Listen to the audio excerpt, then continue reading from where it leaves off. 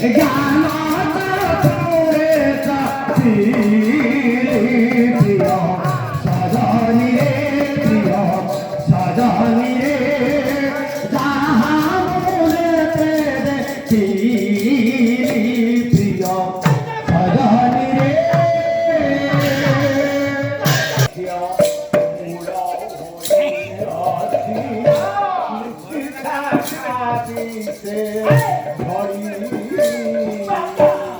সকলকে বৃক্ষ মূল হইয়াছি কীর্তি শাখা দিশে ঝরি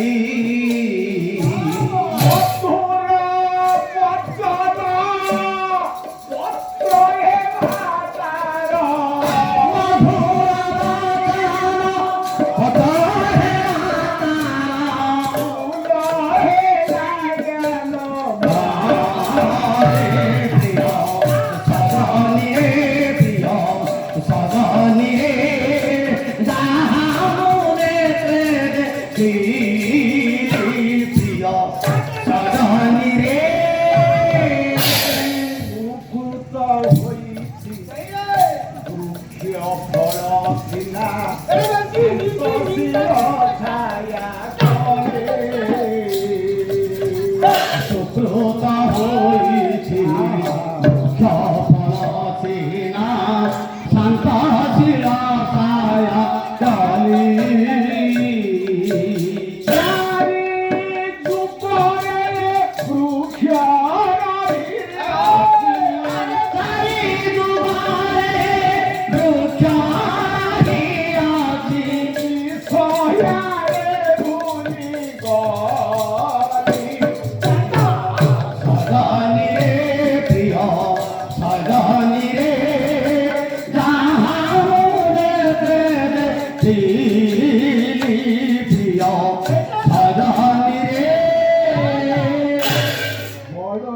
বিড়ম্বনা মতে বৃক্ষ গুণ ডালরে যাউছি চালি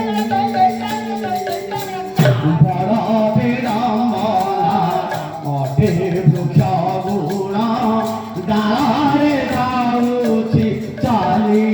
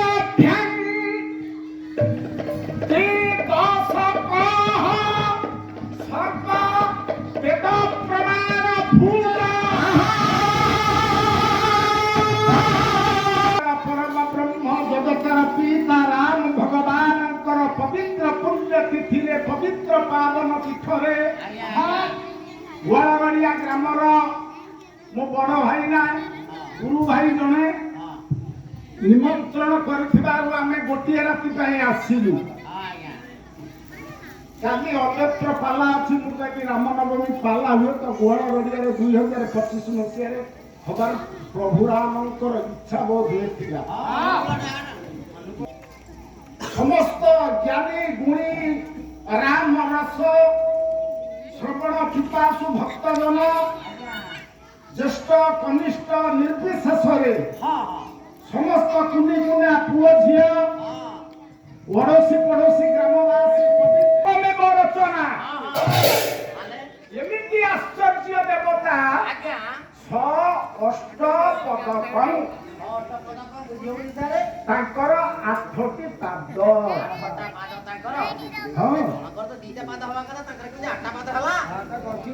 ଆଠଟା ପାଦ ସେଇ ଠାକୁରଙ୍କର ଯିଏ ଆଜି ଆଶୀର୍ବାଦ ଦେବେ କାରଣ 8ଟା ପାଦ କେମିତି ଆମକୁ ବୁଝାନ୍ତୁ ସାରେ ଲାଙ୍ଗୁଡ଼ ସେ ପ୍ରଭୁଙ୍କର 2ଟା ଲାଞ୍ଜ ଅଛି 2ଟା ଆରେ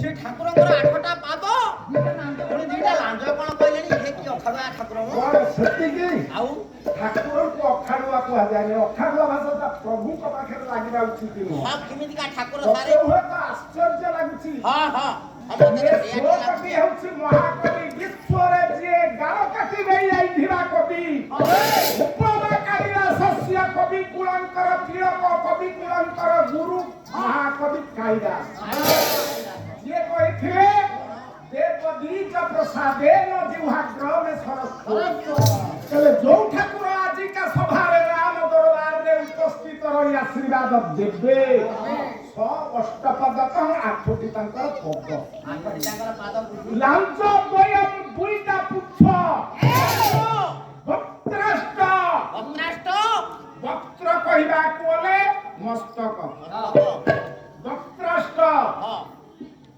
ହେଉଛି 8 ପାଦ 8 ଲାଞ୍ଜ 2 ମଥା ହେଉଛି 8 ମୁଣ୍ଡିଆ ଠାକୁର ଜିହ୍ୱା ନବକଂ 8ଟି ଗୋଟିଏ ମୁଣ୍ଡରେ ଗୋଟିଏ ଜିଭ କିନ୍ତୁ ପ୍ରଭୁଙ୍କର ଏଇଠି 9ଟା ହେଇଯାଇଛି କଣ କଥା ସେତିକିରେ ରହିଲା କି କାଳିଦାସକେ ଲାଗେ ଆହୁରି ଆଶ୍ଚର୍ଯ୍ୟ କଣ ନା ତାଙ୍କର କର୍ଣ୍ଣ ହେଉଛି 14 ଚତୁର୍ଦଶକମ୍ 14ଟା ହେଉଛି କର୍ଣ୍ଣ ଏତିକି ଆଶ୍ଚର୍ଯ୍ୟ ନୁହେଁ ଆହୁରି ଆଶ୍ଚର୍ଯ୍ୟ ନେତ୍ରାଭିଦ୍ୱାବିଂଶତି ଠାକୁରଙ୍କର ଯୋଉ ଆଖି ଆମର 2 ହୁଏତ ତ୍ରିଲୋଚନଙ୍କର 3 ମହାମାୟା ଯେ ଆମର ଯୋଉ ଯୋଗମାୟାଙ୍କର 3 କିନ୍ତୁ ସେ ଠାକୁରଙ୍କର ଚକ୍ଷୁ ହେଉଛି 22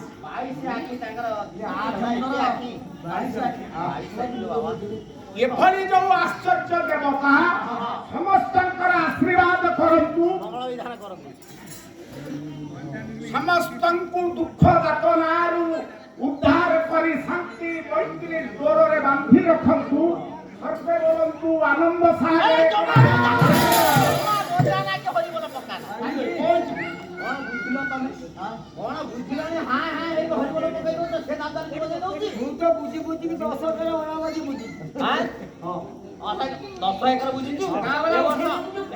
ବିରି ବିହନ ଦେଇଛନ୍ତି ସରକାର ବିରି ଚାଷ କରିଥିବ ଆଉ ସେ କଥା ମୁଁ ବିନ୍ଦୁରୁକୁରୁ କିଛି ବୁଝିପାରିବି ବାବୁ ସାମନ୍ତ ହରିରସ ପିପାସୁ ଏମାନଙ୍କର ହୁଏତ ପ୍ରଶ୍ନବାଚୀ ସୃଷ୍ଟି ହେଇଥିବ ନିଶ୍ଚିତ ନା ଆଉ ଜଣେ ପାଲାବାଲା ପାଲାର ତ ହୁଏତ 5 ଦଶନ୍ଧି ପାର କଲୁଣି ତେବେ ବୁଝିବାରେ କଣ ତୋର ଅଡୁଆ ରହିଲା ମୋର ତ ଅଡୁଆ ରହିଲା ଗୋଟେ ଆଶ୍ଚର୍ଯ୍ୟ ମତେ ଲାଗୁଛି ଏତେ କଣ ଗୋଡ ହାତ ଗୋଟେ ମୁଣ୍ଡ କଣ ଆଖି କଣ କହିଯାଉଛନ୍ତି ମୁଁ କିଛି ବୁଝିପାରୁନି ହେ ମୋର ସମସ୍ତ ଗୁଣଗ୍ରାହୀ ପଣ୍ଡିତ ବିଦ୍ୱାନ ରାମର ସପିପାସୁ ମହାକବି କାଳିଦାସ ଭୋଜରାଜ ସଭାକୁ ଯାଆନ୍ତି ନବରତ୍ନ ପଣ୍ଡିତଙ୍କ ମଧ୍ୟରେ ସିଏ ହେଉଛନ୍ତି ଶ୍ରେଷ୍ଠ ଏକ ନମ୍ବର ପଣ୍ଡିତ ସିଏ ଆଉ ଦୈନନ୍ଦିନ ଆଶୀର୍ବାଦ କରନ୍ତି କାଳିଦାସ ଆଚ୍ଛା ସେଦିନ ଟିକେ ବିଳମ୍ବରେ କାଳିଦାସ ପହଞ୍ଚିଲେ ଭୋଜରାଜ ଦରବାରରେ ସମସ୍ତ ପଣ୍ଡିତ ଅପେକ୍ଷା କରିଛନ୍ତି ଭୋଜରାଜ ଅପେକ୍ଷା କରିଛନ୍ତି ଆସିଲେ କାଳିଦାସ ଆଶୀର୍ବାଦ ଦେବେ କାଳିଦାସ ଆସିଲେ ତରବରିଆ ଭାବରେ ଠିଆ କରିକି ହାତ ଯୋଡ଼ିଦେଲେ ତେବେ ଆଶ୍ଚର୍ଯ୍ୟ ଖଳୁ ଏକ ଦେବ ରଚନା ପୁଷ୍ପାନ୍ତ କୌତୁହଳମ୍ ଅଷ୍ଟ ପଦକଂ ଜିହ୍ୱା ନବକଂ ବକ୍ତ୍ରାଷ୍ଟ ପୁଚ୍ଛଦ୍ୱୟ ଆଜ୍ଞା ଏତକ ଯେତେବେଳେ କହିଦେଇଛନ୍ତି ଆଶୀର୍ବାଦଟି ଭୋଜରାଜଙ୍କୁ ନୂଆ ସେ ଦିନର ସୁଅ ପଟା ଲାଗିଲା। ମତେ ତ ଲାଗୁଛି ଆଉ ତେବେ କାଳିଦାସ ଦୈନନ୍ଦିନ ଆଶୀର୍ବାଦ କରନ୍ତି ହଁ କିନ୍ତୁ ଆଜି ତ ସମ୍ପୂର୍ଣ୍ଣ ନୂଆ ପରି ଲାଗୁଛି। ସମ୍ପୂର୍ଣ୍ଣ ନୂଆ ଆଉ ମନ୍ତ୍ରୀ କି ଡାକିଲେ ରାଜା କହିଲେ 100ଟା ସ୍ୱର୍ଣ୍ଣ ମୁଦ୍ରା କାଳିଦାସଙ୍କୁ ଦେଇକି ବିଦା କର। ହଁ ହଁ କାଳିଦାସ 100 ମୁଦ୍ରା ପାଇଲେ ଘରକୁ ଆଜ୍ଞା ଚାଲିଲେ। ଯାହା ହଉ ତା ରାତାରାତି ବଢ ଇଏ ଯୋଉ 8 ଜଣ ପଣ୍ଡିତ ଥିଲେ ଖରାଖରି ହେଲେ। ହଁ ହଁ କହିଲେ କାଳିଦାସ କହିଲେ କଣ ହଁ ରାଜା ବୁଝିଲେ କଣ ରାଜା ଗୋଜା ହଁ 100 ମୁଦ୍ରା ଦେଇକି ବିଦା କରିଦେଲେ। ହେଲେ ରାଜା ବୁଝିଲେ ତ ଆଜ୍ଞା ଗୋଟେ କଥାରେ ନାହିଁ ନା ଶାଗ ପେଜ ଖିଆକୁ ଶାଗ ଖିଆ ଦେଖି ଦେଖିପାରେ ପାରୁନି ଶାଗ ଖିଆ ପେଜ ଖିଆକୁ ଶାଗ ଖିଆ ଦେଖିପାରେ ଦେଖିପାରେନି ଶ୍ଲୋକଟାଏ ଅଛି କାରଣ ଆଜ୍ଞା ଶୁଳ୍କ ସେ ଅଛି ଶ୍ଲୋକଟା କଣ ଜାଣିଛୁ କଣ ଆଜ୍ଞା ଗାଈ ଗାୟ କା ଗଣିକା ବିପ୍ରା ରାଜାର ସ୍ତଥା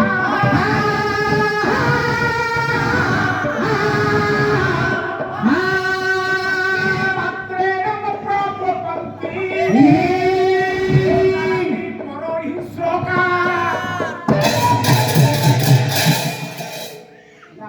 ଆଜ୍ଞା ये चारिटा जाति ହଁ भारी ईर्षान्वित जाति ସାଢେ ଚାରିଟା गोटे गायक ଗାୟକ ଗୋଟେ ଜାତି ହଁ जे गान करे पाठ करे ହଁ नहीं कि ହଁ ଯେ गायक गायकटी को केबे देखि परिबो ନା ହବ ଅଛି अन्य गायक यदि प्रशंसा से गायक पाखे करो से ना सही परिबो ନା ନା जे बरं किछि न जानू ହଁ तो अन्य गायक को प्रशंसा करूछि ହଁ गणिका जे उपसंहारे जगत को मोहित करे ଯଦି ଅନ୍ୟ ଗଣିକାଟିର ରୂପ ପ୍ରଶଂସା ତା ପାଖରେ କହିଲେ ସିଏ ସହିପାରିବେ ସୌନ୍ଦର୍ଯ୍ୟତା ଯଦି ନାହିଁ ଜଣେ ଯଦି ସଫା ଜଣେ ଯଦି ମଳିଛିଆ ଇଏ ଦୁଇଟି ଜାତି ଗଲା ହଁ। ଆଉ ଗୋଟିଏ କୁକୁର କୁକୁର କୁକୁର ଆଜ୍ଞା ଏ ସାହି କୁକୁର ସେ ସାହି ଛାଡ଼ିଦେବେ ନା ନା ସେଟା ତାଙ୍କର ଅଭ୍ୟାସ କୁକୁର ଆଜ୍ଞା ଏତେ ଈର୍ଷାନ୍ୱିତ ଜୀବଟା ହଁ ଏ ସାହି କୁକୁର ସେ ସାହିକି ଛାଡ଼ିଦେବେ ନା ନା ମଝିରେ କାମୁଡା କାମୁଡି ଖଣ୍ଡିଆ ହେଇଛି ମାର୍ଜାର ମାର୍ଜାର ବିରାଡି ନା ବିରାଡ଼ି ସାରେ ଏ ଘର ବିରାଡ଼ି ସେ ଘର ବିରାଡ଼ିକି ଛାଡ଼ିଦେବ ଠିଆ ହବ ଆଗରେ ଦେଲେ ତୁ କୁଆଡ଼େ ହଁ ମୁଁ ଏ ଘରେ ରହୁଛି ଆଚ୍ଛା ତୁ କୁଆଡ଼େ ଆଇଲୁ ତେଣୁ ଇଏ ଯୋଉ ପାଠ କରିବା ଲୋକ ଗାୟକ ହଁ ଦୁଇ ପ୍ରକାର ଗୁଣ ଥିଲା କାଳିଦାସଙ୍କ ପାଖରେ ସିଏ ଭଲ ଶ୍ଲୋକ ଗାଇ ପାରନ୍ତି ଆଜ୍ଞା ଆକୁ ଇର୍ଷା କରି 8 ଜଣ ପଣ୍ଡିତ ଠିଆ ହେଲେ କହିଲେ ଛାମୁ ଗୋଟେ କଥା ଆମ ପାୱାରଲେସ୍ ହେଇଯିବ ଜଣା ଆମେ ଅନୁରୋଧ କରୁଛୁ ଆପଣ କ୍ଷମା କରିବେ ଆମକୁ ହଁ ହଁ ଆମେ ବୁଝିପାରୁନୁ ଆପଣ କଣ କହୁଛନ୍ତି ଆଉ କାଳିଦାସ କଣ କହିଛି ବୋଲି ରାଜା ହସିଦେଲେ କହିଲେ କଣ କହୁଛ କହିଲେ କାଳିଦାସ ଯୋଉ ଶ୍ଲୋକ ପଢିଲେ 8ଟା ପାଦ ହଁ। 9ଟା ଜିହ୍ବା ଜିହ୍ବା 9ଟା ମୁଣ୍ଡ ପୁଚ୍ଛ 2ଟା ଦିଟା। ଆଉ 14ଟା ହେଉଛି କର୍ଣ୍ଣ 22ଟା ହେଉଛି ଆଖି। ନେତ୍ର ହଁ ସେ ଦେବତା କିଏ ସେ ଦେବତା କିଏ ତ କାଳିଦାସଙ୍କୁ ତ 100 ମୁଦ୍ରା ଦେଲେ ସେ ପଳେଇଲେ ହଁ ସେ ଦେବତା କିଏ ତ ଆମେ ଜାଣିଲୁନୁ ନା ଜାଣିବୁ ଆମେ ତ ଜାଣିପାରିବୁନି ଆଉ ଆମକୁ ଆଶୀର୍ବାଦ ଦେବେ ଯୋଉ ଦେବତା ହଁ ସେ ଦେବତା କିନ୍ତୁ କହ ହଁ କେମିତିକା ଦେବତା ସେ ଆମେ ଜାଣିବା ଦରକାର ରାଜା କହିଲେ ଠିକ ଅଛି ଅଛି ଦୂତକୁ ସାଙ୍ଗେ ସାଙ୍ଗେ ପଠେଇଲେ କାଳିଦାସଙ୍କୁ ଉତ୍ତାରିକି ଆଣିଲେ ହଁ ହଁ କାଳିଦାସ ପହଞ୍ଚିଲେ ହାତ ଧରିଲେ କହିଲେ ଛାମୁ କାହିଁକି ଡାକିଲେ ହଁ କାହିଁକି ଡାକିଲେ ଆଜ୍ଞା ଭୋଜରାଜା ହସିଲେ ହଁ କହିଲେ ଦାସେ ଆଜ୍ଞା ତୁମେ ଯୋଉ ଶ୍ଲୋକଟା ପଢିଲ ଆମେ ବୁଝିପାରିଲୁନି ଆଜ୍ଞା ଅସୁବିଧା ତ କିଛି ନାହିଁ କାଳିଦାସ ମନେ ମନେ ଭାବିଲେ ଇଏ ସବୁ ଚକ୍ରାନ୍ତ ହେଉଛି ଏଇ ପଣ୍ଡିତ ମାନଙ୍କର କାରଣ ଆଜ୍ଞା ମତେ ଯଦି କୌଣସି ବାଟରେ ଖାଲି ପକେଇବା ପାଇଁ ଚାହୁଁଥିବୁ ହଁ ହଁ ମୁଁ ଦେଇପାରିବି ବୋଲି ବାହାରୁଛି ହଁ ତୁ ଯେତେ ଯାହା କଲେ ତୁ କଣ ମୁଁ ଦେଇକି ପଳେଇବି ଆଚ୍ଛା କାଳିଦାସ ମନ ମନ ଭାବିଲେ କେବେ ଏଗୁଡ଼ାକ ପ୍ରକୃତରେ ପଣ୍ଡିତ ନୁହନ୍ତି ମୂର୍ଖ ହଁ ହଁ ହାତ ଯୋଡ଼ିଦେଲେ କହିଲେ ହେ ନରେଶ ହେ ଛାମୁ ଆମୁ ମୁଁ ଯାହା କହିଛି ସତ କହିଛି ହଁ ମୁଁ ସତ କହିଛି ସେ ଦେବତା କିଏ କିଏ ସେ ଦେବତା କହୁଛନ୍ତି କାଳିଦାସ ହଁ ହଁ ହଁ କହିଲେ ମଣି ମା ଶୁଣିବା ହେଉ ये आजिर अमृतांत हे हरि माधुरी हेउ आजिर अमृतांत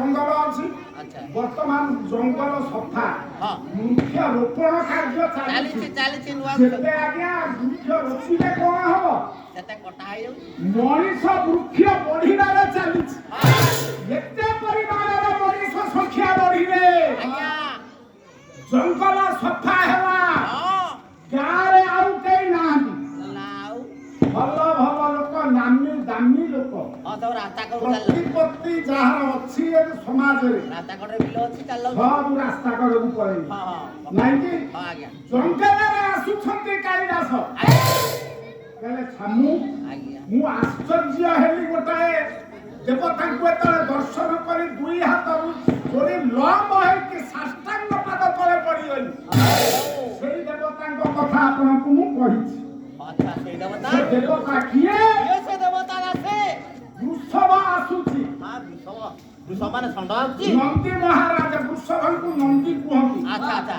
ନନ୍ଦୀ ବୃଷଭ ପୃଷ୍ଠରେ ବସିଛନ୍ତି ହରଗୌରୀ ଆଜ୍ଞା ଆଜ୍ଞା ପାର୍ବତୀ ଶିବ ହଁ ଗୋଳାରେ ଅଛି ଦେବଦେବ ମହାଦେବଙ୍କର ଅନନ୍ତ ନାଗ ନାଗ ନାଗ ବାଟରେ ଯାଉଛନ୍ତି ମୁଁ ଦର୍ଶନ କଲି ଲମ୍ବ ହେଇକି ପଡ଼ିଗଲି ପଡ଼ିଛି ତଳେ ହଁ ହେଲା ମୁଣ୍ଡଟାକୁ ଟେକିନି ଉପରକୁ ଆଚ୍ଛା କଣ ଦେଖିବି କଣ ଦେଖିଲ ସପଦାଷ୍ଟକମ୍ ମାନେ ଆଠଟା ପାଦ ଦେଖିଲି ଆଠଟା ଗୋଡ଼ ଦେଖିଲ ଆଠଟା ଗୋଡ଼ ଆଚ୍ଛା ଆଚ୍ଛା ଠିକ ଆଠଟା ଗୋଡ଼ କାହାର କାହାର ସେ ଆଠଟା ଗୋଡ଼ ତାକୁ ଜାଣିବା ଦରକାର ମୋ ମା ପାର୍ବତୀଙ୍କର ଦୁଇ ପାଦ ଦୁଇ ପ୍ରଭୁ ଶିବଙ୍କର ଦୁଇ ପାଦ ଚାରି ଚାରି ହେଲା ନା? ହେଲା ଆଉ ନନ୍ଦୀ ମହାରାଜାଙ୍କର ଚାରି ପାଦ ଚାରି ଚାରି ଆଠ ଆଉ ହେଲା ନାଇଁ ଆଠ ପୁଚ୍ଛ ବୟମ୍ ଦିଟା କିଏ ନନ୍ଦୀ ମହାରାଜାଙ୍କର ବୃଷଭଙ୍କର ଗୋଟାଏ ପୁଚ୍ଛ ହଁ ଷଣ୍ଢର ଗୋଟେ ନାଗ ଅନନ୍ତ ନାଗର ଗୋଟାଏ ପୁଚ୍ଛ ଦୁଇଟା ପୁଚ୍ଛ ହଁ ଦିଟା ନାଗ ହେଇଗଲା ଆଉ ନା ମୁଁ ମିଛ କହିବି ନା। ରାଜା କହିଲେ ନାଇଁ ଦୁଇଟା ପୁଚ୍ଛ ଠିକ ଠିକ ଆଉ ବକ୍ରେଷ୍ଟ ମୁଣ୍ଡ ହେଉଛି ଆଠ ଆଠଟା ମୁଣ୍ଡ ନନ୍ଦୀ ମହାରାଜାଙ୍କର ଏକ ମୁଣ୍ଡ ଏକ ପାର୍ବତୀଙ୍କର ଏକ ଦୁଇ ମୁଣ୍ଡ ହଁ ଆଉ ଅନନ୍ତ ନାଗର ଗୋଟିଏ ମୁଣ୍ଡ ତିନି ମୁଣ୍ଡ ଆଉ ପାଞ୍ଚ ମୁଣ୍ଡ କାହାର ପଞ୍ଚାନନ ପଞ୍ଚାନନ ପଞ୍ଚାନନ ଦେବଦେବ ମହାଦେବଙ୍କର ପାଞ୍ଚ ମୁଣ୍ଡ ଦେବଦେବ ମହାଦେବଙ୍କର ଆଠଟି ମୁଣ୍ଡ ଜିହ୍ବା ନବକମ୍ ନଅଟା ଯିବ କା ଗୋଟିଏ ମା ପାର୍ବତୀଙ୍କର ପାର୍ବତୀଙ୍କର ଏକ ଗୋଟିଏ ଶିବଙ୍କର ଦୁଇ ନନ୍ଦୀ ମହାରାଜାଙ୍କର ଗୋଟିଏ ତିନି ଗୋଟିଏ ନନ୍ଦୀ ମହାରାଜା ହଁ ଗୋଟିଏ ମା ପାର୍ବତୀ ପଞ୍ଚାନନ ପାଞ୍ଚ ପାଞ୍ଚ ଯିବ ପାଞ୍ଚ ଦୁଇ ସାତ ସାତ ଆଉ ଅନନ୍ତ ନାଗଙ୍କର ସିଏ ହଉଛନ୍ତି ଦି ଜିହ୍ବା କେନା ଯିବ ସାପଙ୍କର ଦିଟା ଫଟା ଯିବ ତାଙ୍କର କହନ୍ତି ଆଜ୍ଞା ଫଟା ଯିବ କାହିଁକି କିଏ କଲା କିଏ କଲା ସେଟା ପୁଣି ଗୋଟେ ରହସ୍ୟ ଗଦ୍ରୁଡ଼ିଲା ତାର ଯେତେବେଳେ ଲଢ଼େଇ ଚାଲିଥିଲା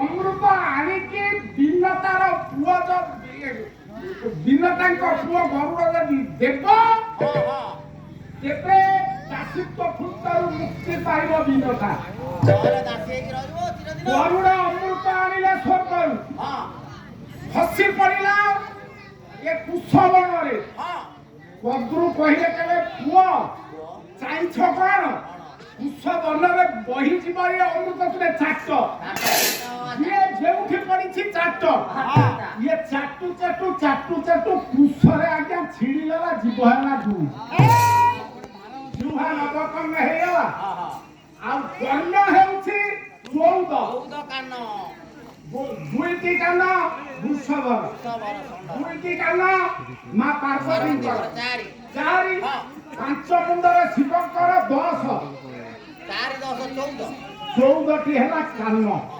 ସର୍ପର କର୍ଣ୍ଣ ନାହିଁ ଆଉ 22 ହେଉଛି ନେତ୍ର ସେଇଠି ଓଡ଼ିଆ ମାଡା ଖାଇବ କାହିଁକି ବାଇଶିଟା ଆଖି କେମିତି ହେଲା ଏଠି ଗୋଷ୍ଠୀ କଥାଟା ରହିବ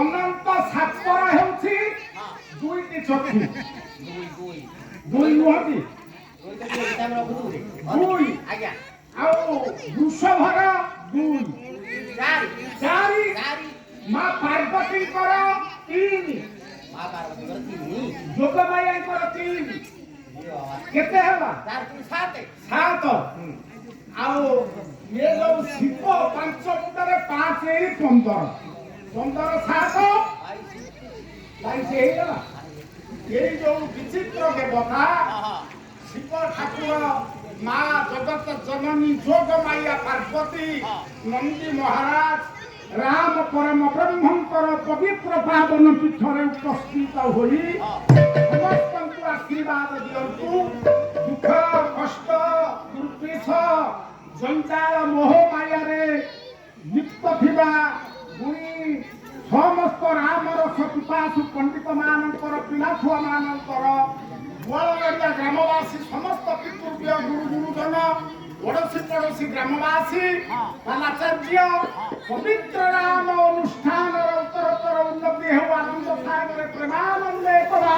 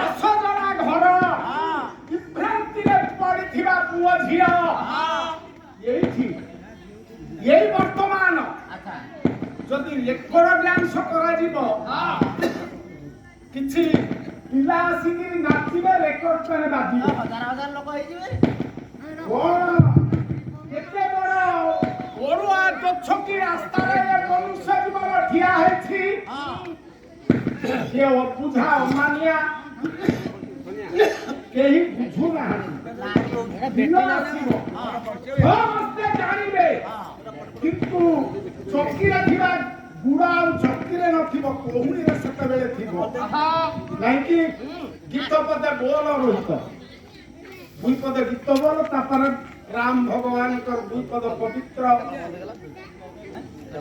ଶ୍ରୀରାମ ଲେଖିବୁ ତୁଳସୀ ତୁଳସୀ ବାସିବ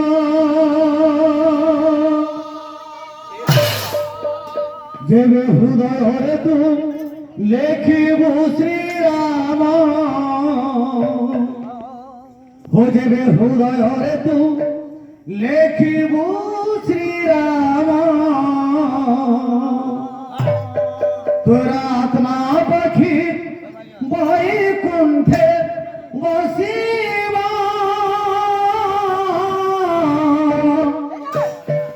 हरे राम हरे राम हरे राम घोषी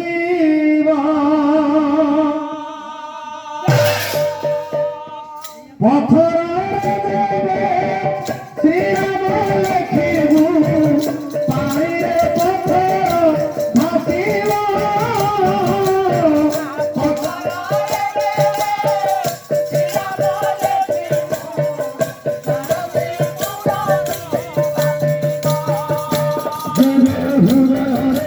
लेखिबू श्रीराम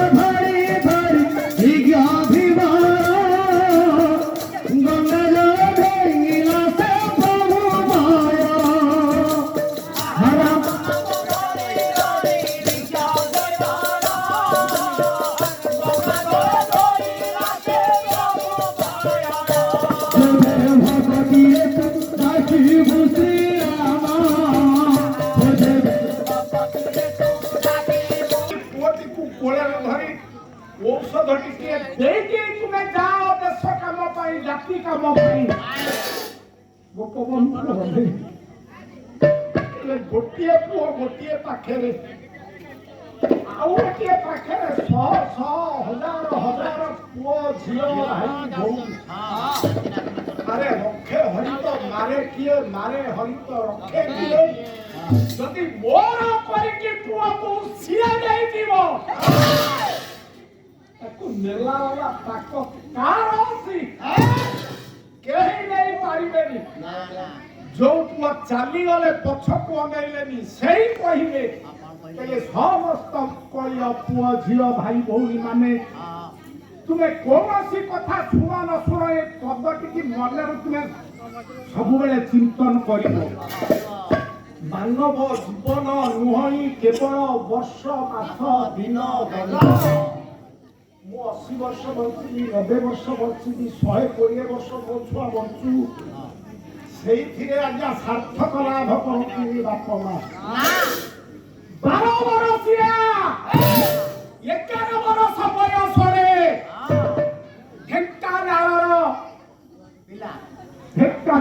ପୁଅ ସିଏ ବାଜିରାଉତ ଗୁଳି ଆଗରେ ଛାତି ଦେଖେଇଦେଲା ନା ତାର ଅଦ୍ୟାବଧି ରହିଛି ରହିବ ବିଧିଛି କି ତା ନା ସେତିକି ନୁହଁ କୋଣାର୍କ ମନ୍ଦିର ମୁଣ୍ଡିଏ ବି ନପାରିବ ଲାଙ୍ଗୁଡ଼ାର ନରସିଂହଦେବ ପୋଳ କରିଛନ୍ତି 1200 ବଢ଼େଇଙ୍କର ମୁଣ୍ଡ କାଟ ହେବ ପୁଅ ହେଉଛି ଧର୍ମ ଭଲ ନାଁଟି ତାର ହେଉଛି ଧର୍ମପଦ କୋଇ ଧରିକିରି ଗାମୁଛା ବାନ୍ଧିକିରି ଦୁଇ ପଟରେ ଛିଡ଼ା ପ୍ୟାଣ୍ଟଟେ ପିନ୍ଧିକି ଯାଉଛି ବାପ କଥା ମନରେ ପଡ଼ିଲା ବାପକୁ ଦେଖିବ 1200 ବଳେ ତଳକୁ ମୁଖ ପୋତିକି ବସିଥାନ୍ତି ଆଜ୍ଞା ତରବା ଥରୁଛି 1200 ଲୋକ ସାହସ ହଉନାହିଁ କାହାକୁ ବାପ ବୋଲି ଡାକିବ ଇଏ ଜବାବ ଦବ ତା ବାପ ଡାକେରେ କାନ୍ଦୁଛି 12 ବର୍ଷ କୋଇ ଉପରେ ବକ୍ଷରେ ଦହଳୁଛି ଗୋଟାଏ ପୁଟୁଳା ପୃଷ୍ଠରେ ଦହଳୁଛି ଗୋଟେ ପୁଟୁଳା ପକ୍ଷୀ ଠିଆ ହେଲା ଜଣେ କହିଲା ଏ ବାପା ତୋ ନାଁ କଣ କହିଲା ମୋ ମା ମତେ ଡାକେ ଧର୍ମା ଧରମା ବୋଲି ମୋ ମା ମତେ ଡାକେ ମୋ ନାଁ ଧରମା ମୋ ନାଁ ଧରମା ଆଜ୍ଞା କହିଲା କୁଆଡେ ଆସିଛୁ କହିଲା ମୋ ବାପାକୁ ଦେଖିବା ପାଇଁ ବାପାଙ୍କୁ ଆସିଛି ଦେଖିବା ପାଇଁ ଆସିଛି ଆଜ୍ଞା କହିଲା ତୋ ବାପାର ନାଁ କଣ ବାପାଙ୍କ ନାଁ ବିଶୁ ମହାରଣା କହିଲେ ମୋ ବାପାଙ୍କର ନାଁ ହେଉଛି ବିଶୁ ମହାରଣା କହିଲା ତୁ ବିଶୁ ମହାରଣାଙ୍କ ପୁଅ କହିଲା ଆଜ୍ଞା କହିଲା ଇଏ ବରକୋଳି କାହିଁକି ଆଣିଛୁ କହିଲା ମୋ ବାପା ଖାଇଲେ ଜାଣିବେ ଆମରି ବାଡ଼ିର ବରକୋଳି ମୋ ମା ଦେଇଛନ୍ତି ବାପା କାଳେ ସେ ବରକୋଳିକୁ ଭଲ ପାଆନ୍ତି ସୁଦାମ ଲୁଚେଇଲା ଭଳି ଲୁଚଉଥିଲା ପାଣି ଯାଇଗଲା ବିଶୁ ମହାରଣା କୋଳିକେ ପାଟିରେ ପକେଇଲା କାନ୍ଦିଲା କହିଲା ବାପା କାହିଁକି ଆଣିଛୁ ତୁମେ ମୋ ବାପା ପ୍ରଣାମ ବାପା କାନ୍ଦିଲା ବିଶୁ ମହାରଣା କହିଲା କାହିଁକି ଆଇଲୁ ଆହୁରି କନ୍ଦେଇବାକୁ ଆସିଲୁ ନା ଧନ ନାଇଁ ବାପା କହିଲେ କହିଲା ଇଏ ମୁଣ୍ଡି ଯଦି ନ ମରିବ 1200 ବଢେଇ ରାତି ପାଇଲେ ମୁଣ୍ଡ ଗଡ଼ିବ ଦେଉଳ ଉପରେ ଚାହିଁଲା ନିମିଷେ କନଖି ପିଲାଟି ଦେଉଳ ମୂଳରୁ ଶିଖ କହିଲା ବାପା ହେ ଲୋକର ଭାରେଣୀ ସବୁ ହୋଇଯିବ ଠିକ ମୁହଁରେ ଯାହାକୁ ସଦୟ ଜ୍ଞାନତା ଉଦୟ ହୃଦୟ ବିକ୍ରି ହାସଲ କଲେ ଲାଭ କଣ ଯଦି କାହାର ବରଦାନ ନଥିବ ମନରେ କିଛି ରହିବନି ନା ନା ନା ସବୁ ପଢିଥିବୁ ପରୀକ୍ଷା ବେଳେ ଭୁଲିଯିବୁ ବୋଲେ ଯେ ଯାହା ନାଁ ରହିଲା ଏ ଦୁନିଆରେ 12 ବର୍ଷ ବାଜିଆ 11 ବର୍ଷର ବାଜିଆ 12 ବର୍ଷର ଧର୍ମପଦ ଅର୍ଥାତ ଧରମା ଏମାନଙ୍କ ନାଁ ଜୀବିତ ହୋଇ ରହିଛି ରହିବ କାଟି କେହି ପାରିବନି ସେଇଥିପାଇଁ ଏ ପଦଟିକି ପଢିଲି ଆଜି ରାମ ପରମ ବ୍ରହ୍ମଙ୍କର କଥାକୁ କାହିଁକି ଆମେ ଚିନ୍ତା କରନ୍ତି ଶ୍ଲୋକଟିଏ ପଢିଲି ବାଲ୍ମୀକିଙ୍କ ବାଲ୍ମୀକି କୃତ ରାମାୟଣ ଯିଏ ମରା ମରା ରାମ ପାଟିରେ ପଶିଲାନି ମୋରା ମୋରା କହିଲେ ହୁଙ୍କା ହେଇଗଲେ ଉଇର ଅନ୍ୟ ନା ବାଲ୍ମୀକି ମାରି ଯାଇଥିବାରୁ ବାଲ୍ମୀକି ନାମକରଣ ନାରଦ ଦେଲେ ତୋ ନାଁ ଆଜିଠାରୁ ବାଲ୍ମୀକି ହେଲା ଯା ମୁଁ ଆଜ୍ଞା ରାମ ଚରିତ ଲେଖିନି ରାମ ଜନ୍ମ ହେଇ ନାହାନ୍ତି ରାମଙ୍କର ଜନ୍ମ ହେଇ ନାହିଁ ଇଏ ମରା ମରା ମରା ମରା କହୁ ରାମ କହିଲା କହିଲା ମୁଁ ରାମ କଥା ଲେଖିବି ହାତ ଦେଇଦେଲେ କପାଳରେ ଇଏ ଦେବ ଋଷି ନାରଦ କହିଲେ ଯା ତଥା ଦୃଶ୍ୟମାନ ହେବ ପ୍ରଭୁ ମୋର ଜନ୍ମ ହେଲେ କଣ କରିବ ହଁ ମୁଁ ତତେ ଦୃଶ୍ୟ ହେବ ତୁ ଲେଖିବୁ ଯା ଆଶୀର୍ବାଦ ଦେଇଦେଲି ଶ୍ଲୋକଟି ପଢିଲି ସେଇ ବାଲ୍ମୀକିଙ୍କ କୃତ ସଂସ୍କୃତ ରାମାୟଣ ଆଦ୍ୟଙ୍ଗ ରାମ ତପୋବନ ଗମନମ୍ ହତ୍ୟା ମୂର୍ତ୍ତି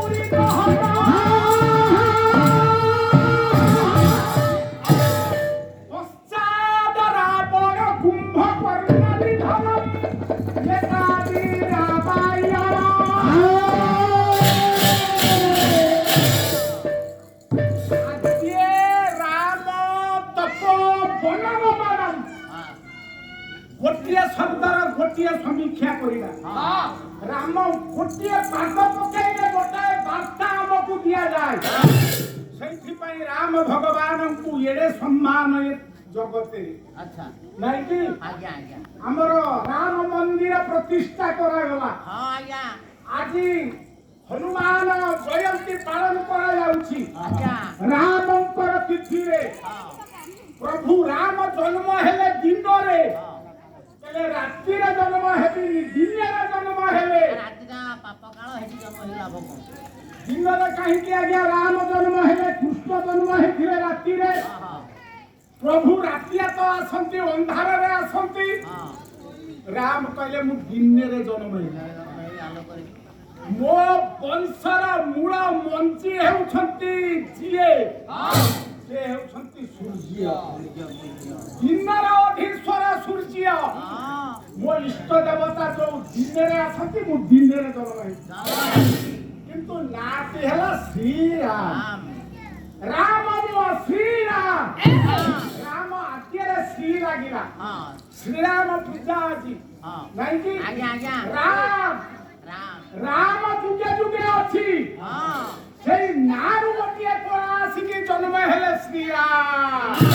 ଏଟା ତେତୟାର ରାମ ଆଜ୍ଞା ଯୁଗେ ଯୁଗେ ଅଛି ଅଛି କହିଲେ ଗୀତଗଦ୍ଧ ଚିନ୍ତାମଣି କାବ୍ୟରେ ହଁ କବି ଆପଣଙ୍କର ଅଭିମନ୍ୟୁ ସାମନ୍ତ ସିଂହ। ଅଭିମନ୍ୟୁ ସାମନ୍ତ କହିଲେ କହିଲେ ରାମ ସତ୍ୟରେ ଥିଲା, ତ୍ରେତାରେ ଥିଲା, ଦ୍ୱାପରରେ ଥିଲା, କଳିରେ ଥିଲା। ଜଗତ ଯାବତ ଆତରାତ ହେଉଥିବେ, ଚନ୍ଦ୍ର ସୂର୍ଯ୍ୟ ଥିବ। ଗୋଟିଏ ପଦ କହିଲି ସାରେ ଇଏ ତ୍ରେତୟାର ତ ଦଶରଥ ପୁଅ ରାମ ରାମ ଆଉ ଯୋଉ ଆଗରୁ ସବୁ ଯୁଗର ଥିଲା ସେ କି ରାମ ଆମେ ତ ଜାଣିପାରୁନୁ ସେ ରାମ କିଏ? ସତରେ କିଏ ଯୋଉ ରାମ ଅଭିମନ୍ୟୁ ସାମନ୍ତ ସିଂହାର କାବ୍ୟ ହେଉଛି ଆପଣଙ୍କର ବିଦଗ୍ଧ ଚିନ୍ତାମଣି। ଚିନ୍ତାମଣି ଆଜ୍ଞା ଚାରି ଯୁଗରେ ଯୋଉ ରାମ ଥିଲେ ସେ ରାମ କିମ୍ଭୂତ। ଆଦିର ଧାମ ଦଶ ମାତ୍ରାରେ ବଲିର ବିହାରୀ ନାଇଁକି? ବଲିବାରେ ଠିକ ଅଛି। ଆଦିର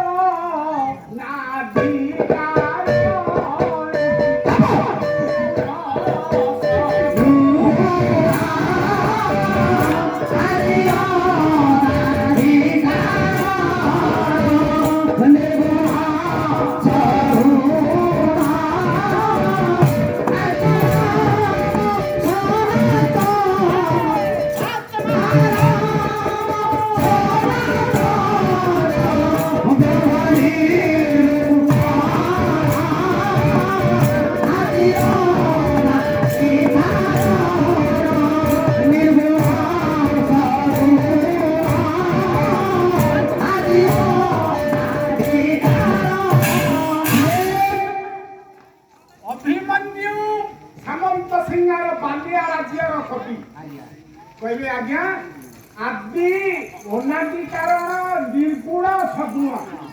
ସେ ନିର୍ଗୁଣରୁ ଯେତେବେଳେ ସଗୁଣ ହୁଅନ୍ତି, ଆତ୍ମାରାମ ସନାତନ ବ୍ରହ୍ମ ନିରୂପଣ। ସନାତନ କହିବାକୁ ଗଲେ ସମାନ ଭାବରେ ସମସ୍ତଙ୍କ ହୃଦୟରେ ସେ ନିର୍ଗୁଣ ନିର୍ଗୁଣରୁ ସଗୁଣ ହେଇଥାନ୍ତି। ସିଏ ହେଉଛନ୍ତି ରାମ, ଆତ୍ମା ରାମ। ଆତ୍ମାର ନାମଟି ହେଉଛି ରାମ। ଯୋଉ ପରମାତ୍ମା ଆମ ଦେହରେ ଅଛନ୍ତି, ଜୀବ ଆତ୍ମା ପରମାତ୍ମା। ପରମାତ୍ମାଙ୍କର ପ୍ରକୃତ ନାଁ ହେଲା ଆତ୍ମା ରାମ। ପରମାତ୍ମା ଆତ୍ମା ରାମ ଯୁଗେ ଯୁଗେ କୌଣସି ଯୁଗରେ ସିଏ ବାଦ ପାଇନି। ଶ୍ରୀରାମ ରୂପରେ ଅବତରଣ କଲେ। ଶ୍ରୀରାମ ରୂପରେ ଅବତରଣ କରିକି କଲେ କଣ? ଆପଣଙ୍କର ଗୋଟିଏ ପୁଅ ବହୁତ ଗୁଡାଏ ପଢିଛି, ଭଲ ଚାକିରିଟେ ତା ପାଇଁ ଆସିଲା।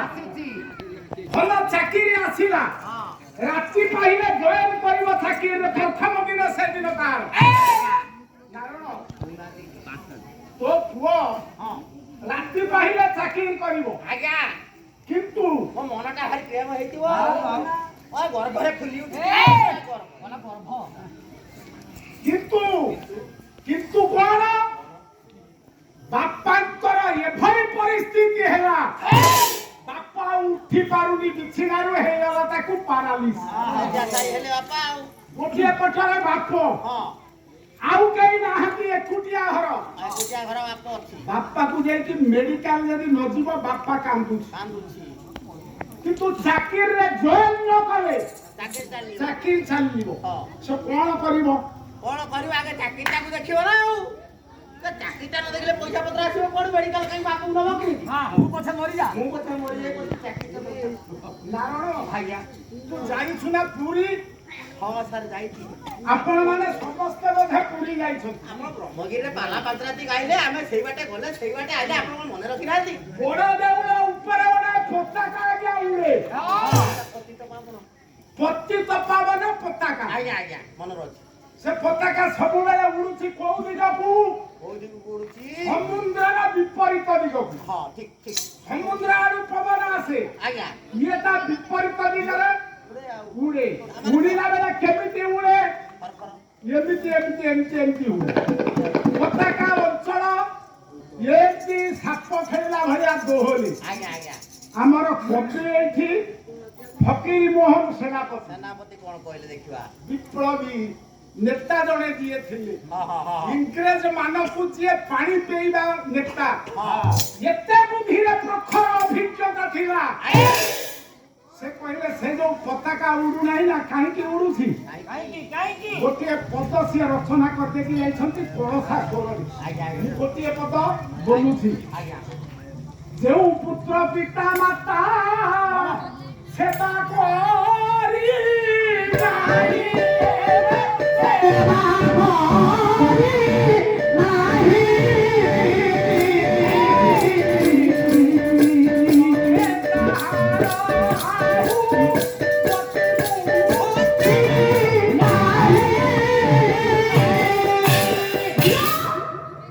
ସେ ପତାକା କହୁଛି ଯିଏ ବାପ ସେବା କରିଛ ଆସ ଆସ ଆସ ଯୋଉ ପୁଅ ଝିଅ ବାପା ମା ସେବା କରିଛ ସିଏ ମୋ ପାଖକୁ ଆସ ମୁଁ ଉଦ୍ଧାର କରିବି ଆରେ ବର୍ତ୍ତମାନ 90% ବାପ ମା ସବୁ ଅଲଗା ପୁଅ ସବୁ ଅଲଗା କରିଦେଇଛନ୍ତି ଆଜ୍ଞା। ନ ରଖିକି ତାକୁ ବାରଣ୍ଡାରେ ଖଣ୍ଡେ ଖଣ୍ଡେ ଚାଳ ଘର କରିକି ରଖିଛନ୍ତି ଆମର ଜ୍ୱରାଶ୍ରମ ଓଡିଶାରେ ହେଉଛି 39 ଆଜ୍ଞା ଆଜ୍ଞା ଜ୍ୱରାଶ୍ରମ ହଁ ଜ୍ୱରାଶ୍ରମ କଣ କହିଲୁ ବୁଢା ବୁଢୀଙ୍କର ରହିବା ସ୍ଥଳ ଅନାଥ ଆଶ୍ରମ କହୁନାହାନ୍ତି ଅନାଥ ଅନାଥ ଆଶ୍ରମ ଏକ ପ୍ରକାର କହିଲେ ଦି ରୁକ୍ତି ହେବ ନାହିଁ ଆଜ୍ଞା ଆଜ୍ଞା କାରଣରେ ଆଜ୍ଞା ବଡ ବଡ ପିଲାମାନେ ହଁ ଯେ ବଡ ବଡ ଚାକିରି ଆଜ୍ଞା ବିଦେଶରେ କରିଛନ୍ତି ଆଜ୍ଞା ବାହାର କଣ୍ଟ୍ରିରେ ଚାକିରି କରିବା ପିଲା ଏଇ ହାଟଟି ବ୍ଲକରେ ଆମର ଅନେକ ଫରେନ୍ କଣ୍ଟ୍ରିରେ ଯାଇ ଚାକିରି କରୁଛନ୍ତି ଆଜ୍ଞା ନାଇଁକି ଆଜ୍ଞା ଆଜ୍ଞା ବାପାଟି ବୁଢା ହେଇଗଲାଣି ଉଠି ପାରୁନି ନା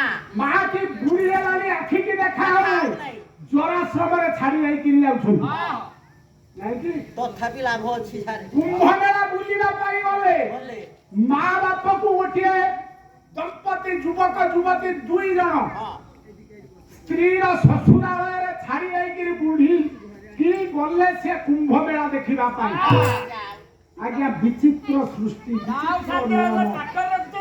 ହେଲୋ ମୋ ବାପୁ ମାଙ୍କୁ ମୁଁ ଭିଡ କରିଦେଇଛି ହଁ ହଁ ଭତ୍ତା ପଇସା ମୋତେ ଦଉନାହାନ୍ତି ମୁଁ କାଇଁ ତାକୁ ପାଖରେ ଧନ୍ଦା ମୁଣ୍ଡିଆ ତା ବାପକୁ ଭିନେ କଲା ତା ମା ପାଇଲା ଅଚ୍ୟୁତ କହିଲେ ନାରଣ ଆଜ୍ଞା ସତିରିଲା ବେଳ ଅଛି ବେଳ ଅଛି ରାମ ରସ ପିପାସୁ ହଁ। ସମସ୍ତ ଦର୍ଶକ ମାନଙ୍କୁ ମୁଁ ନିବେଦନ କରିବି ଆଜ୍ଞା ଆଜ୍ଞା ଇଏ ଭଗ୍ନ ଦରବାର ପୁଅ ଝିଅ ମୋର ବେଶୀ ଆସିକି ବସିନାହାନ୍ତି ନା ନା କିନ୍ତୁ ସମସ୍ତେ ଶୁଣିବା ଦରକାର ଆଜ୍ଞା ଅଚ୍ୟୁତ କହିଲେ କଣ କରିନାହିଁ ହଁ ଇଏ ସମାଜରୁ ଉଦ୍ଧାର ହେବା ପାଇଁ ଇଏ ନିସ୍ତାରଣ ପାଇବା ପାଇଁ ତାର ଆଉ ବାଟ ବି ନାହିଁ ନାଇଁକି ସେ କଥା ବୁଝୁଛି କି ଆଜ୍ଞା ହରିଦାସ ମହାରାଜ କହିଲେ ହଁ କଣ କହିଲେ ଚମ୍ପାବତୀ ନଗର ଛତିଆ ଛତିଆ ହଁ ହଁ ଆଧୁନିକ ନାମକରଣ ହେଇଛି ଛତିଆ ଛତିଆର ମହନ୍ତ ହାରିବନ୍ଧୁଙ୍କ ଆସ୍ଥାନରେ ହଁ ହଁ କଦଳୀ ମୁକା ହଁ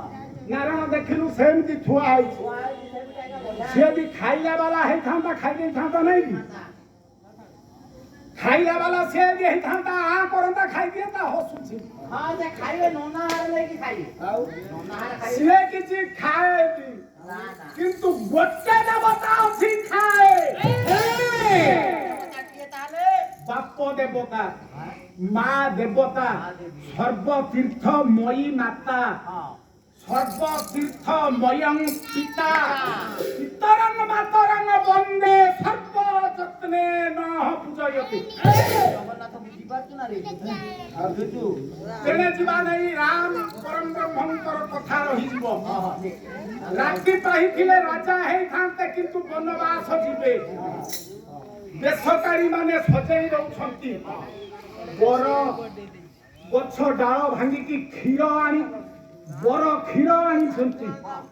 ତାଙ୍କର ଯୋଉ ଝିଲିପି ଚୁଟି ଥିଲା ରାମଙ୍କର ଆଗ କାଳରେ ଲୋକମାନେ ଲମ୍ବା ଲମ୍ବା ବାଳ ରଖୁଥିଲେ। ଲମ୍ବା ବାଳ ଥିଲା ଏଇ ଲାଗେ ତ କାଟି କାଟି କାଟି କାଟି ଶେଷକୁ ଗଞ୍ଜା କଟ ହେଲା।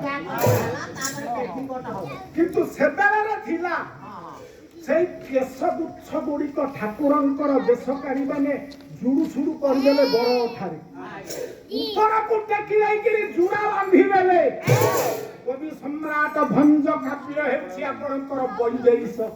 କବି ସମ୍ରାଟ ବାନ୍ଧ କେତେ ବଡ ଯୋଗ୍ୟ ପୁଅ ଶ୍ରୀରାମ ମର୍ଯ୍ୟାଦା ପୁରୁଷୋତ୍ତମ ଠିଆ ହୋଇଥାନ୍ତି ସ୍ଥିର ଗମ୍ଭୀର ଭାବରେ ସହର୍ଷ ବଦନ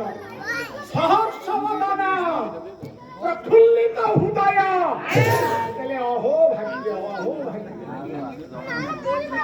ଆନନ୍ଦରେ ଉଲ୍ଲାସିତ ମନରେ ଗ୍ରହଣ କରୁଛନ୍ତି ପିତାଙ୍କର ସତ୍ୟକୁ। ହେଲେ ମୋ ବାପା ସତ୍ୟ କରିଥିଲେ, ମୋ ବାପା ପୂର୍ବରୁ ସତ୍ୟ କରିଥିଲେ। ମୋ ବାପା ହେଉଛନ୍ତି ବଡ। ରାଜ୍ୟ ଯଦି ଗୋଟିଏ ମୁଠାର ମୁଠେ ହୁଏ ମୋ ବାପାଙ୍କର ନିର୍ଦ୍ଦେଶ ସମୁଦ୍ର ପରିକା, ମୋ ବାପାଙ୍କର ବଚନ ହେଉଛି ସମୁଦ୍ର ପରିକା। ମୋ ବାପାଙ୍କର କଥାକୁ ମୁଁ ରକ୍ଷା କରିବି। କବି ସମ୍ରାଟ ଭଞ୍ଜ କାବ୍ୟ ଆପଣଙ୍କର ବୈଦେଶ। ବତିଶ ରେ କପିଳ ପୁରୀ ସେ ଛବିଳ ପଟ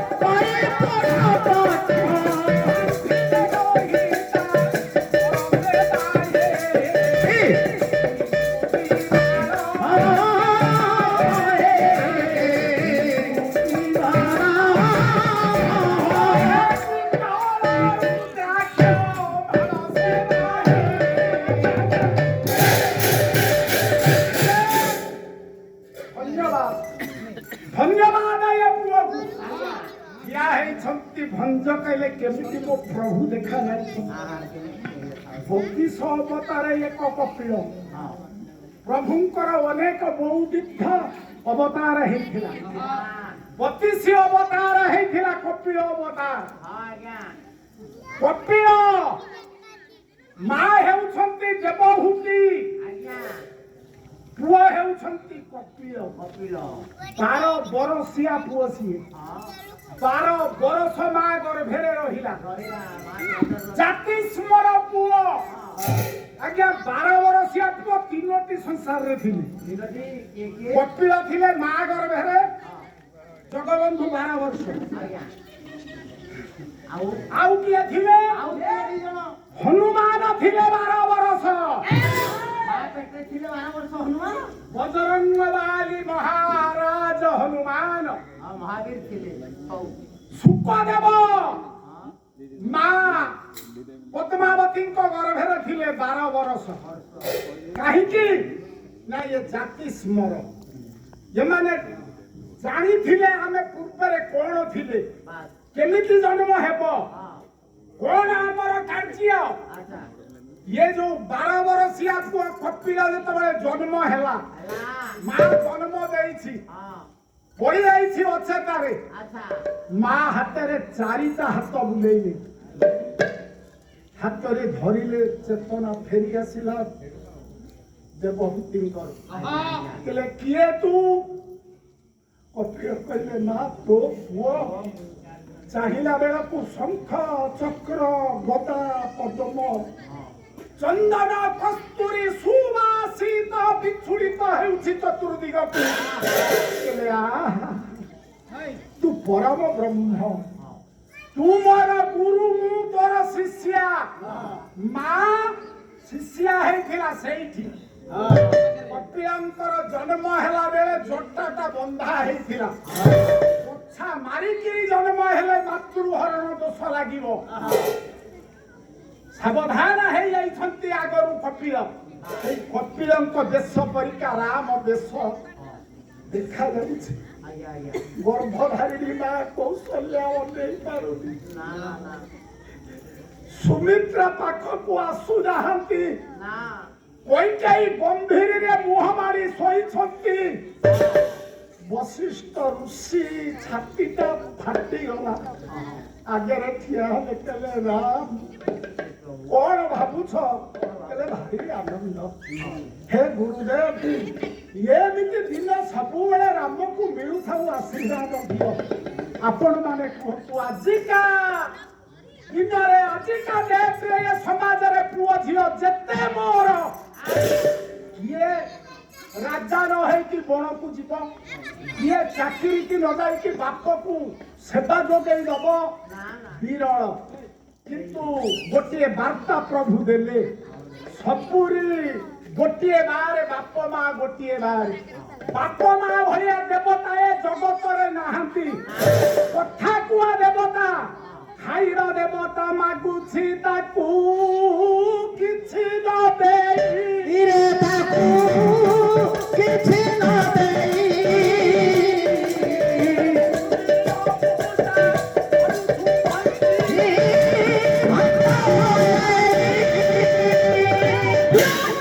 ବୋହୂ ଗାଧେଇ ଆସିଲା। ବୁଢା ଶ୍ୱଶୁର ଖାଇ ନାହିଁ ସକାଳୁ। କହିଲା ବୋହୂ ରୁଟି 2 ପଟ ସନ୍ତୁଳା ଟିକେ ଦେ, ପଛରେ ଠାକୁର ପୂଜା କରିବି। ବୋହୂ ଆଉ ମାନୁନି। କହିଲା ବୁଢା କିଏ ହେଲାନି, ତୁମର ଅକଲ ନାହିଁ? ବୁଢା କିଏ ହେଲା, ତୁମର ବୁଦ୍ଧି ଆଜି ଯାଏ ହେଲାନି? ମୁଁ ଠାକୁର ପୂଜା କରିବାକୁ ଯାଉଛି, ତୁମେ କହୁଛ ରୁଟି କରିକି ଦେ।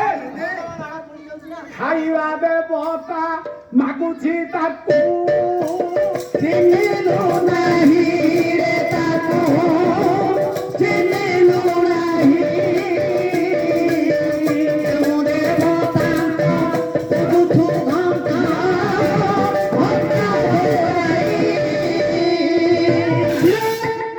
ରାମ ଆନନ୍ଦିତ ଉଲ୍ଲସିତ ହୃଦୟରେ ବଣକୁ ଆଜ୍ଞା ଚାଲିଲେ। ବଣେ ବନ ଗମନ ମୁଁ ଶ୍ଲୋକ ଆରମ୍ଭ କଲି। ଏଇ 4 ପାଦ ମୀମାଂସା କରିଲେ ବିଷୟ ଶେଷ ହେବ। ବନକୁ ଯାଇକି କଲେ କଣ? ପଳେଇବା ଆମେ ଟିକେ ପର୍ଣ୍ଣକୁଟୀର ନିକଟକୁ। ପଞ୍ଚବଟୀ ବଣ ପର୍ଣ୍ଣକୁଟୀର ସ୍ଥାପନ କରି ଅଛନ୍ତି। ରାବଣ ମାରିଛକୁ ଗୋଟାଏ ମୂର୍ଖ କରିକି ପ୍ରେରଣ କଲା। ଆଗରେ ଲାଞ୍ଚ ବିଚିକିରି ଇଏ ଯୋଉ ସୁନ୍ଦରିଆ ହେଇଥିଲା ମୂର୍ଖଟା, ସୁପର୍ଣ୍ଣ ଭଳି ଦେଖିବାକୁ ଯାହାର ରୂପ, ସିଏ ତଳେ ଏପଟ ସେପଟ ସେପଟ ଏପଟ, କେତେବେଳେ ତୃଣପତ୍ର ଚର୍ପଣ କରୁଛି, କେତେବେଳେ ପର୍ଣ୍ଣକୁଟୀରକୁ ଚାହୁଁଛି। ଜିରା ଜିରା ଭାସି ଶ୍ରୀରାମରେ ଭାସିଲେ ମୂର୍ଖ ବସିଲ। ସୀତା ହସିଗଲେ, କହିଲେ ସ୍ୱାମୀ ସ୍ୱାମୀ। ଆଜ୍ଞା ମନରେ ପଡିଲା ଗୋଟାଏ କାବ୍ୟ କବି ସମ୍ରାଟ ଭଞ୍ଜ ଲେଖିଥିଲି। ସେ କାବ୍ୟରେ କେବଳ ରାମାୟଣ କଥା, ରାମାୟଣ ବ୍ୟତୀତ ଅନ୍ୟ ପ୍ରସଙ୍ଗ ଲେଖା ହେଇନି। ନାମ ଦେଇଥିଲେ ଅବନା ରସ ତରଙ୍ଗ। ପ୍ରତ୍ୟେକ ଅକ୍ଷର ଗୁଡାକ ଅବନା। ରାମାୟଣ ବିଷୟବସ୍ତୁ, ସୀତାଙ୍କ ନାଁ ନାହିଁ କି ରାମଙ୍କ ନାଁ ନାହିଁ।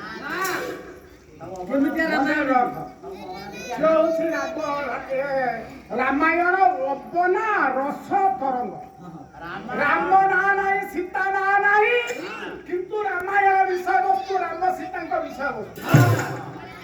वो सेमती थिला ना उपमा भंजन्यस्य ଦେଖିବା ଉପମା ଜଗତରେ ସାହିତ୍ୟ ଜଗତରେ ଶବ୍ଦ ଯୋଜନା କରିବା ଜଗତରେ ସମୁଦ୍ର ପାରି ହେଇଯାଇଥିଲେ ସପ୍ତ ସମୁଦ୍ର ପାର ହେଇଯାଇଥିଲେ ଭଦ୍ର ଗୋପବନ୍ଧୁ ଭଳିଆ ପୁଅ ହାତ ଯୋଡ଼ିଦେଲେ କହିଲେ ଧନ୍ୟ ଧନ୍ୟ ଧନ୍ୟ କବି ସମ୍ରାଟ ଉପେନ୍ଦ୍ର ଭଞ୍ଜ ନାଇଁକି କବି କୂଳ କଞ୍ଜ ଉପେନ୍ଦ୍ର ଭଞ୍ଜ ହେ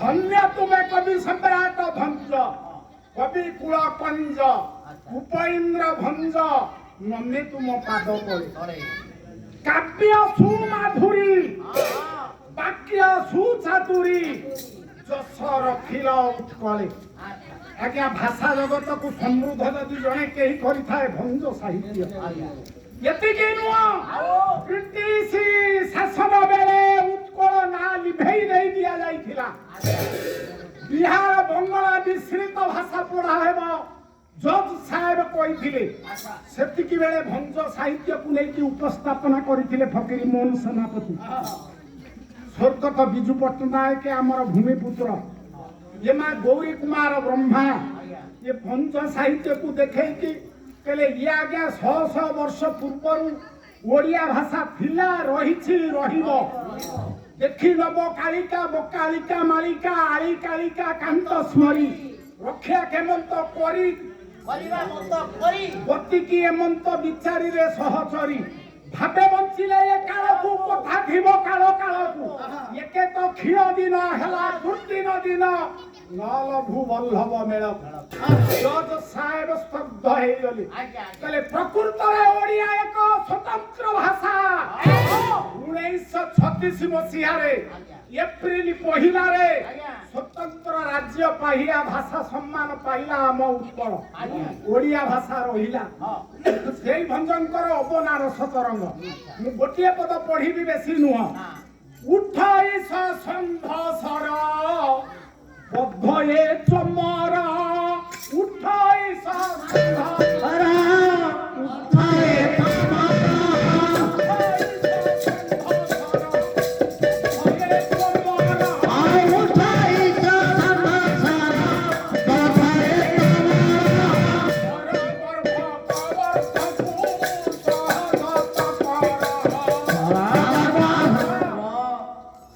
କହିଲେ ଉଠ ବସିଥିଲେ ରାମ କହିଲେ ଠିଆ ହଉନା ହେ ଈଶ ଅର୍ଥାତ ହେ ସ୍ୱାମୀ ଉଠ ଈଶ ସନ୍ଧସର ତୁମେ ଧନୁସରକୁ ସନ୍ଧାନ କରି ତୁମେ ଏ ମୂର୍ଖଟିକୁ ଧରିକି ଆଣିକି ମତେ ଦିଅ ଦେଲେ ମୁଁ ମୋ ଗଭାରେ ଚଉଡ଼ି କରିବି ଆର ଯେଉଁ ପୁଚ୍ଛକୁ ବସନ୍ତୀ ଅଚିନେ ଅତି ସୁରଜନେ ଯିବ କିଏ ବିନ୍ଧା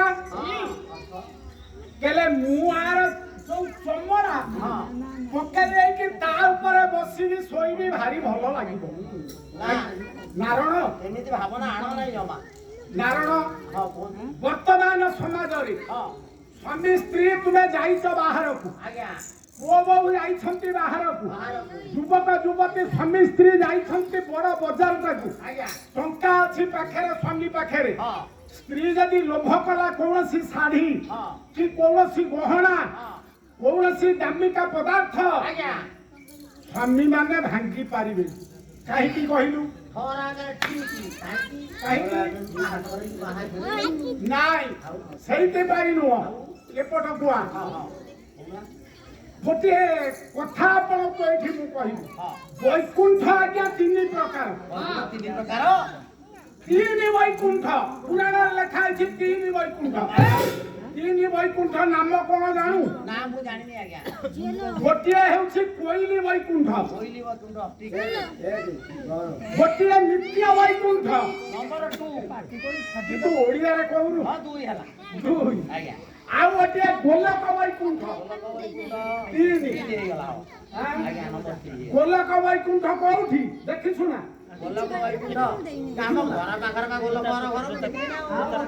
ବାବୁ ମାନେ ନିତ୍ୟ ବୈକୁଣ୍ଠ କିଏ ଦେଖିଛି କିଏ ଅଛି? ନିତ୍ୟ ବୈକୁଣ୍ଠ ନୀତି ଯୋଉଟା ବୈକୁଣ୍ଠ ଭଳିଆ ଅନୁମାନ ହୁଏ। କୋଇଲି ବୈକୁଣ୍ଠ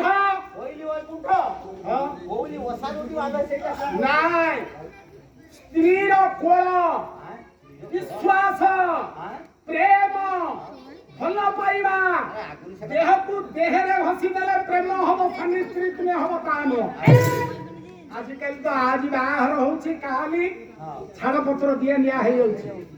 ଫିଲ୍ମରେ ନାଟକରେ ଦେଖୁନୁ ଗୋଟେ ଗୋଟେ ଝିଅ ପିଲା ଆମର 4 ଥର 5 ଥର ବାହା ହଉଛନ୍ତି ତାଙ୍କର କିଛି ଅସୁବିଧା ନାହିଁ। ପୁଅ ବି 4 5 ବାହା ହଉଛନ୍ତି ତାଙ୍କର ଅସୁବିଧା ନାହିଁ। ଡକ୍ଟର ମାୟାଧର ମାନସିଂ କୁସୁନପୁର କବି କହିଲେ ବାହାଘର କଣ ଏଇଆ? ଆମ ବୁଢୀ 5 ନମ୍ବରରେ ମତେ ବାହା ତୁ ତା ଆଗରୁ 4 ନମ୍ବର ବାହା ହେଇଥିଲୁ ତୁ କେମିତି ଜାଣିଲୁ?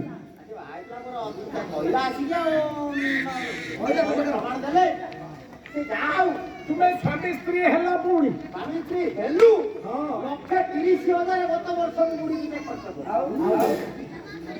କୋଇଲି ବୈକୁଣ୍ଠ କେମିତି ମୁଁ କହୁଛି ଶୁଣ।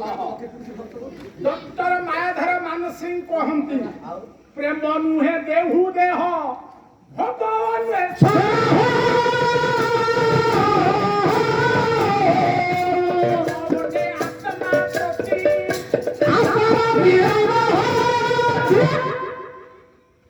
ପ୍ରେମ ନୁହେଁ ଦେହରେ ଦେହ ଭସି ହେଇଗଲେ ପ୍ରେମ ନାଇଁ ସେଇଟାରେ କ୍ଷୟ ରୋଗ ହୁଏ ମନେ ରଖିଥା।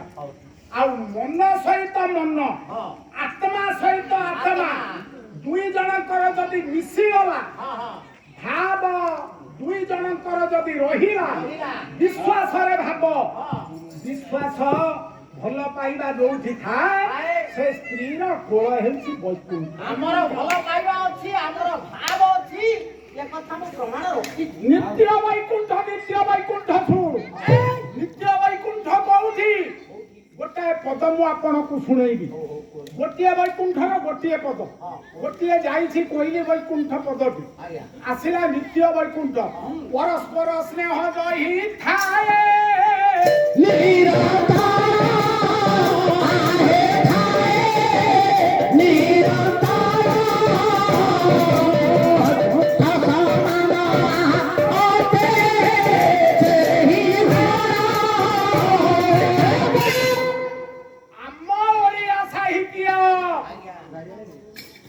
ଅପୂର୍ବ ଅପୂର୍ବ ପଦାର୍ଥ ସବୁ ପୁରିକିରି ଅଛି ଆମେ ଟିକେ ବାହାର କରିପାରିବା ଦରକାର। ଇଏ ଭଲ ଲାଗୁନି କାହାରିକୁ ରେକର୍ଡ ଡ୍ୟାନ୍ସ ହେଲେ ଭଲ ଲାଗିବ। ଭଗ୍ନ ଦରବାରରେ ମୁଁ ଆପଣଙ୍କୁ କହୁଛି ପରସ୍ପର ସ୍ନେହ ଜହି ଥାଏ ନିରନ୍ତର। ପ୍ରଭାତରୁ ଉଠି ଯୋଉ ସାନ ପିଲାମାନେ ଗୁରୁଜନଙ୍କୁ ନମସ୍କାର କଲେ ସମସ୍ତଙ୍କ ପ୍ରତି ସମସ୍ତଙ୍କର ବିଶ୍ୱାସ ରହିଲା ଭଲ ପାଇବା ଭରିକି ରହିଲା। ଗୁରୁଜନ ନ ଖାଇଲେ ଲଘୁଜନ ମାନେ ଅନ୍ନ ହାତକୁ ନେଲେ ନାହିଁ। ପୁଅ ବାହାରକୁ ଯାଇଛି ଘରକୁ ଆସିଲା ବୋହୂ ଯଦି ଖାଇବାକୁ ଦେଲା ସିଏ ଆଗେ ପଚାରିଲା ବାପା ମା ଖାଇସାରିଲେଣି? ସେଇଠି ହଉଛି ବୈକୁଣ୍ଠ। ନୀତି ଚଳଣି ଭାବରେ ପ୍ରେମରେ ଥିବାରୁ ନିତ୍ୟ ବୈକୁଣ୍ଠ ଗୃହ। ଆଉ ଗୋଲକ ବୈକୁଣ୍ଠଟି ସବୁବେଳ ପାଇଁ ବନ୍ଦ। କୋଉଟା? ଶିଶୁମୁନା ଦ୍ୱାରରେ ଗୋଲକ ବୈକୁଣ୍ଠ। ଏ 3 ବୈକୁଣ୍ଠ ମୁଁ କହିଲି। ରାମ ବନକୁ ଗମନ କଲେ ସୀତା ହସିଦେଲେ ମାୟା ମୃଗକୁ ଦେଖିକି ଠାରିଦେଲେ ସ୍ୱାମୀ ଏ ମୃଗଟାକୁ ଧରିକି ଆଣିକି ଜୀବିତରେ ହଉ କି ମୃତରେ ମତେ ଆପଣ ଦିଅନ୍ତୁ। ଆପଣ କୋଦଣ୍ଡ ରାମ ଧରିଲେ ସନ୍ଧାନ କରିବା ପାଇଁ ବାହାରିଲେ କିଛି ବାଟ ଯାଇଛନ୍ତି।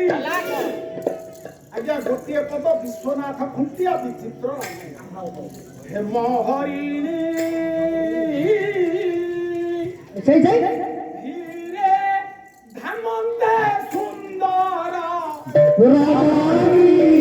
ହେମ ହରିଣୀ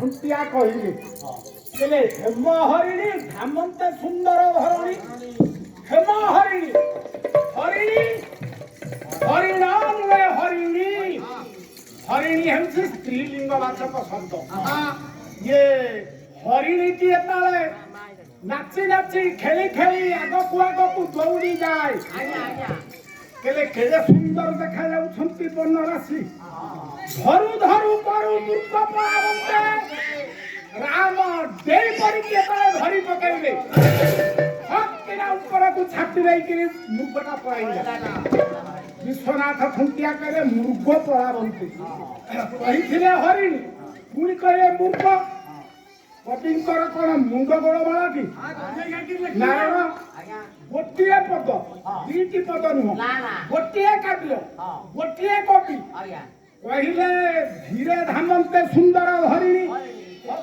ହରିଣୀ ହରିଣୀ ପୁଣି ଧରୁ ଧରୁ କରୁ ମୃଗ ପଳାବନ୍ତେ କବି କହିଲେ ଏ ମୃଗଟା ପ୍ରକୃତରେ ଆଜ୍ଞା ମୃଗ ନୁହଁ এইটা মায়াবী মূর্খ কেତେବେଳେ মূর্খ ହେଉଛି କେତେବେଳେ କେତେବେଳେ ସ୍ତ୍ରୀଲିଙ୍ଗ ହେଇଯାଉଛି କେତେବେଳେ ପୁରୁଷ ଯିଏ ରାକ୍ଷସରୁ ମୃଗ ହେଇପାରେ ତା ପାଇଁ ଅସମ୍ଭବ କିଛି ନାହିଁ ଲକ୍ଷ୍ମଣ ରକ୍ଷା କର ଲକ୍ଷ୍ମଣ ରକ୍ଷା କର ଲକ୍ଷ୍ମଣ ରକ୍ଷା କର ତିନି ଥର ଡାକିଲା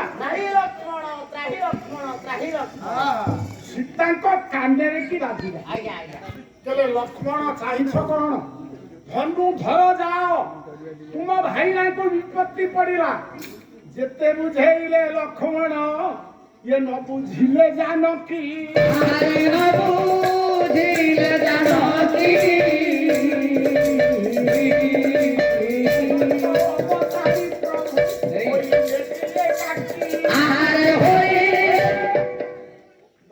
कहले ना तुम्हें एमती विरक्ति लक्ष्मण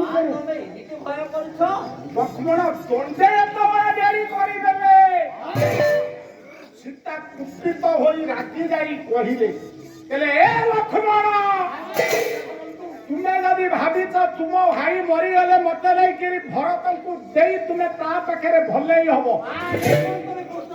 এইটা কেবে হেই পারিবানি মু অগ্নিরে এ দেহটাকে পড়িদেবি গোটাଏ ନାରାଜ ପୁଣିରରୁ ଚଟିଲା ତାଳି ଆଣିଲେ ଲକ୍ଷ୍ମଣ କହିଲେ ମା ଆପଣ ଥାନ୍ତୁ ତିନିଟା ମନ୍ତ୍ର ପଢିଲେ ତିନିଟା ଗାର କାଟିଲି ତିନିଟା ମନ୍ତ୍ର ପଢିଲେ ତିନିଟା ଗାର କାଟିଲି ଏଇ ତିନି ଗାରକୁ ତମେ ଦେଇକି କଣ ସେ ତିନିଟା ଗାର ଯୋଉ ଗାରକୁ ଇନ୍ଦ୍ର ଚନ୍ଦ୍ର କୁବେର ମରୁତ ଦକ୍ଷ ରକ୍ଷ କେହି ଦେଇପାରିବେ ନାହିଁ Rokaran wakini birjiastu Rokaro Chandra Devata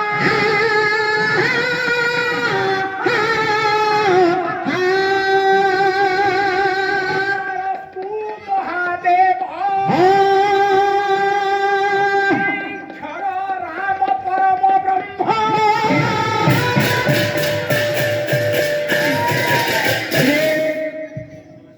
ଭାଇଙ୍କର ସାଧାରଣ ନାମ ନୁହଁ ସେ ହେଉଛନ୍ତି ରାମ ପରମ ବ୍ରହ୍ମ ସମାନ ରାମ ବ୍ରହ୍ମୟତ ଇତି ହି ରାମ ଅପୁରି ହୃଦୟକୁ ରମଣ କରିଥିବାରୁ ସମସ୍ତଙ୍କୁ ଆନନ୍ଦ ଦେଉଥିବାରୁ ତାଙ୍କ ନାଁ ହେଉଛି ରାମ ଅଗ୍ନି ବୀଜ ଚନ୍ଦ୍ର ବୀଜ ମ ହେଉଛି ପଞ୍ଚାନନ ଦେବଦେବ ମହାଦେବ ଅଙ୍କର ବୀଜ ମନ୍ତ୍ର ତିନୋଟି ମନ୍ତ୍ର ପଢିକି ତିନୋଟି ଗାର କାଟିଲେ ଅଗ୍ନି ମନ୍ତ୍ର ଚନ୍ଦ୍ର ମନ୍ତ୍ର